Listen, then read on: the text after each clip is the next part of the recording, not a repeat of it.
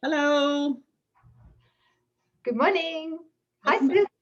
Hi. Hi, everyone. Lesson 57. Lesson 57. Here we go. Okay, so another review lesson. We have 5 ideas that we're going to review. And the first one is I am not the victim of the world I see. How can I be the victim of a world that can be completely undone if I so choose? My chains are loosened. I can drop them off merely by desiring to do so. The prison door is open. I can leave simply by walking out. Nothing holds me in this world. Only my wish to stay keeps me a prisoner. I would give up my insane wishes and walk into the sunlight at last. Hmm. Hey, this reminds me of something. This is really good. Mhm. Many, many times, course students, as we're practicing forgiveness and accepting the atonement, and nothing changes. No appearances change, right? Yeah, it's like the problem isn't solved for some reason. I'm still, the conflict still seems to be in my life.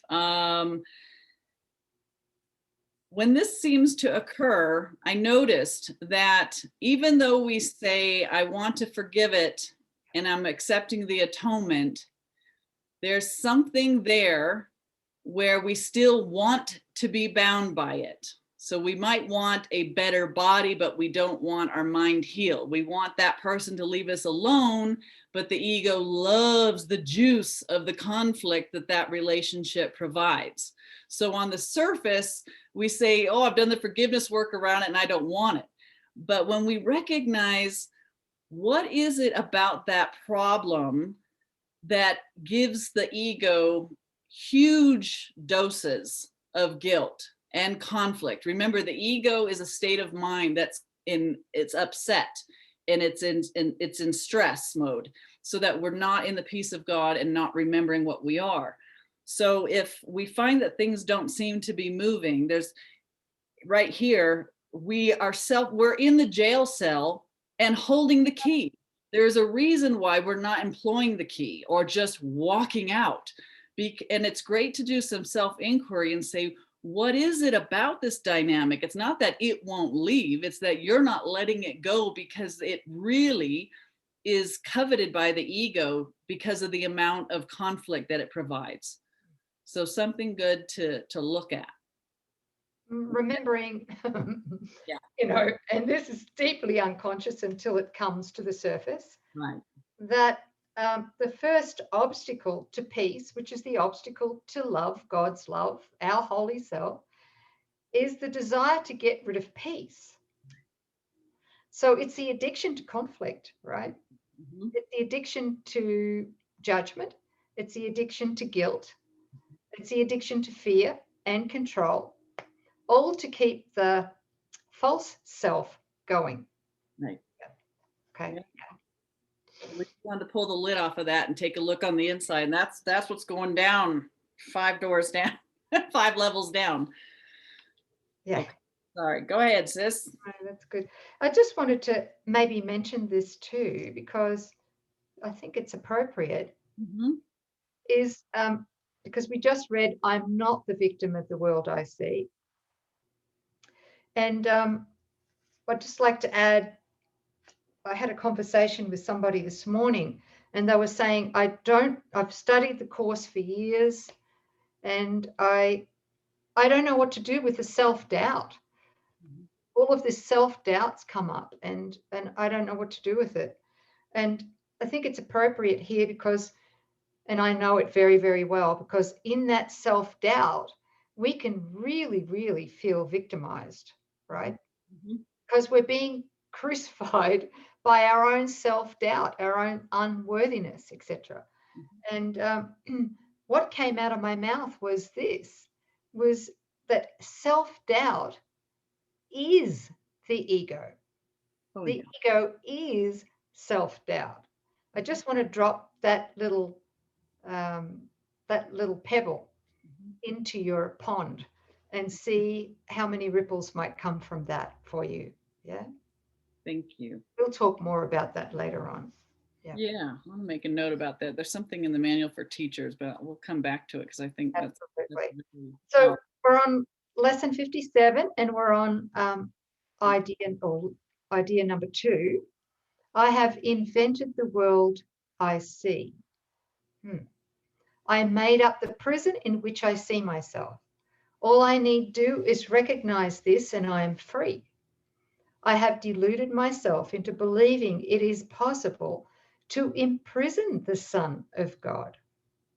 I was bitterly mistaken in this belief, which I no longer want. The Son of God must be forever free.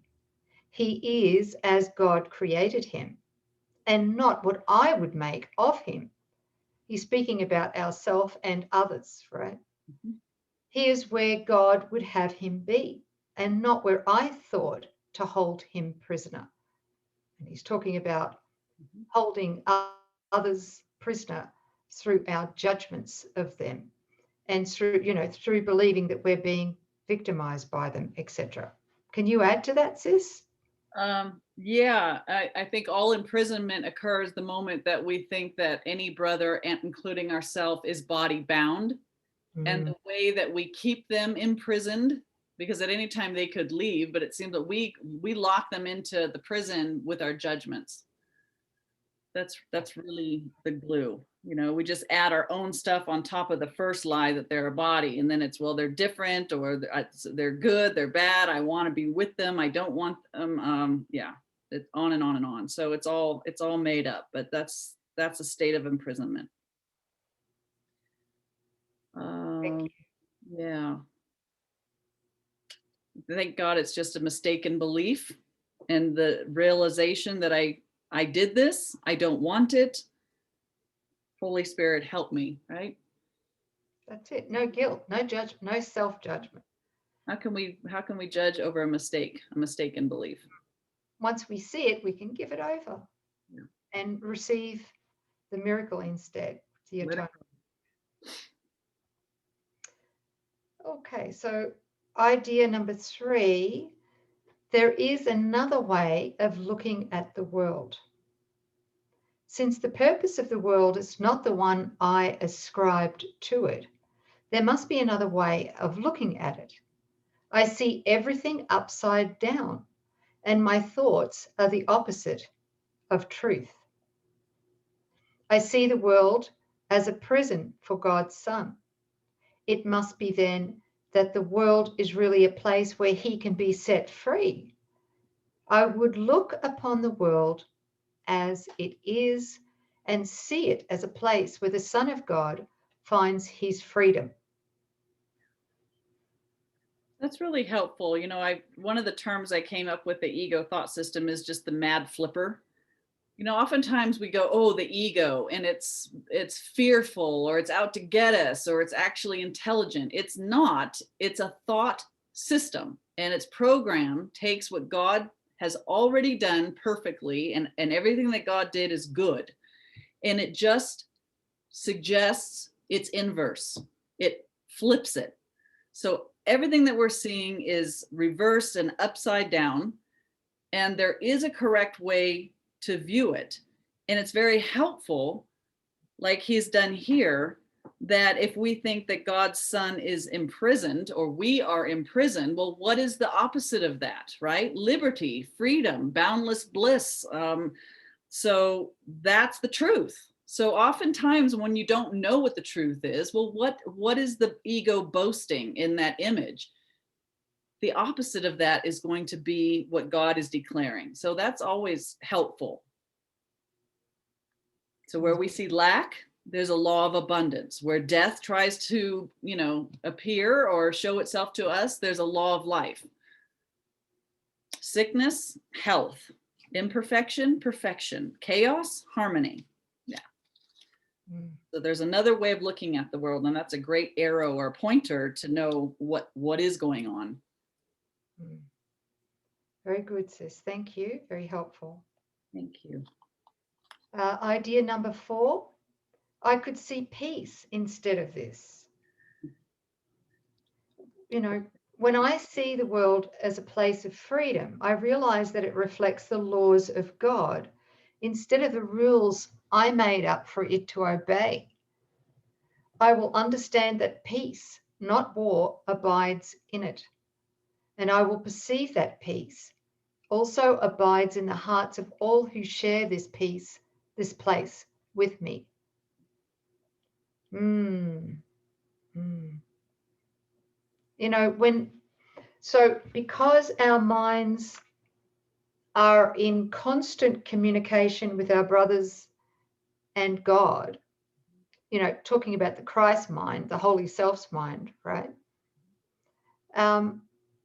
When we really desire to see peace instead of what the ego is trying to trigger us with, we're actually communicating again with God and with every other sleeping mind in the dream.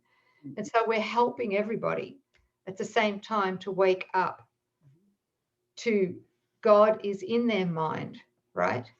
They are God's son. So I think that's very, very helpful. It is very helpful. Yeah. In the recognition, just saw this morning again, that when we're doing some self inquiry work or doing the forgiveness and accepting atonement, all I statements, you know, I am the son of God, I am the expression of God's being, just really declaring the truth over the I of our being. Are we not saying it for the entire sonship?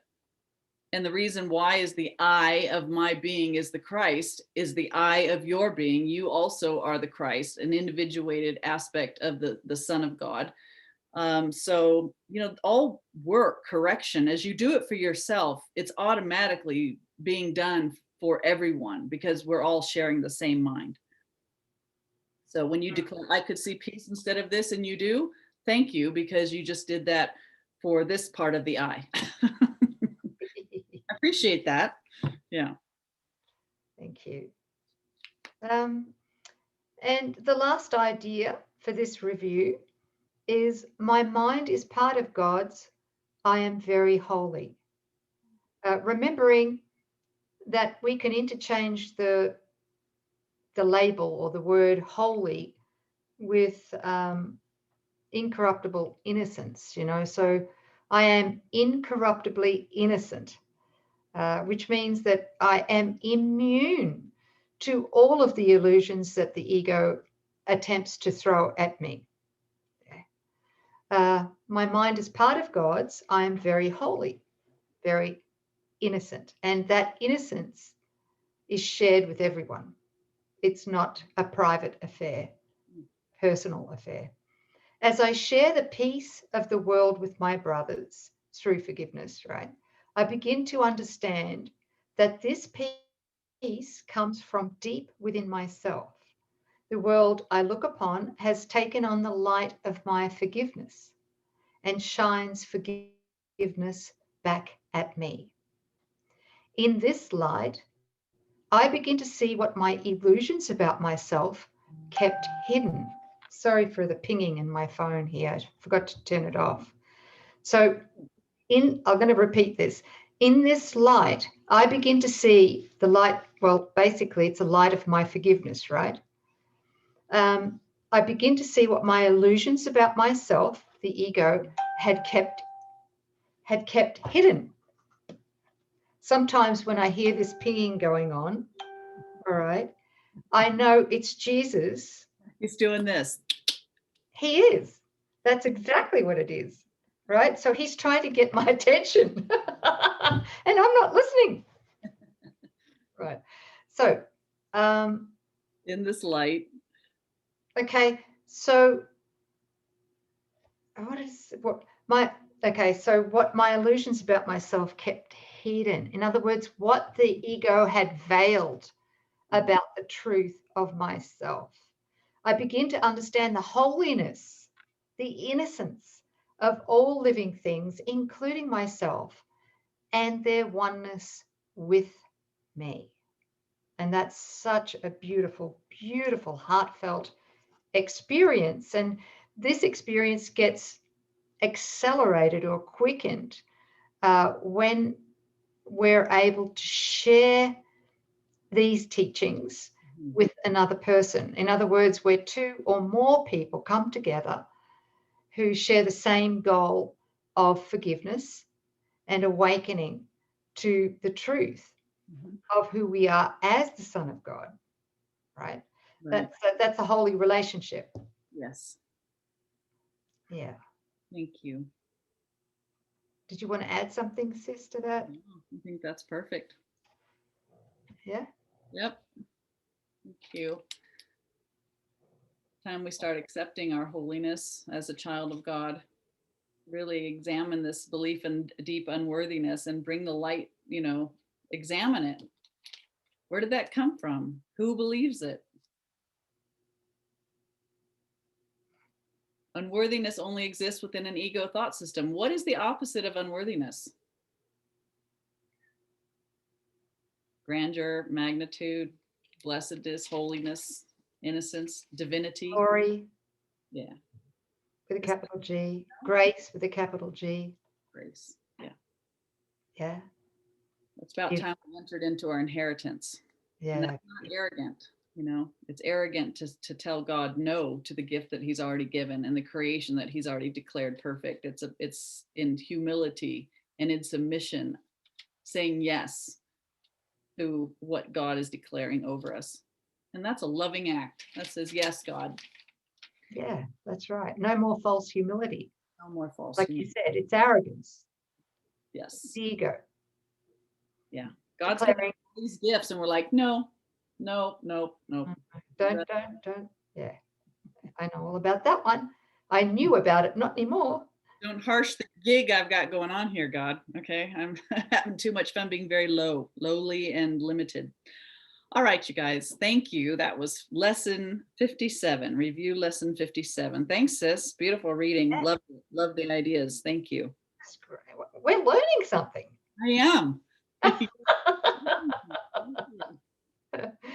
Okay, guys, we love you. Thank you. See you tomorrow. Bye. Bye-bye.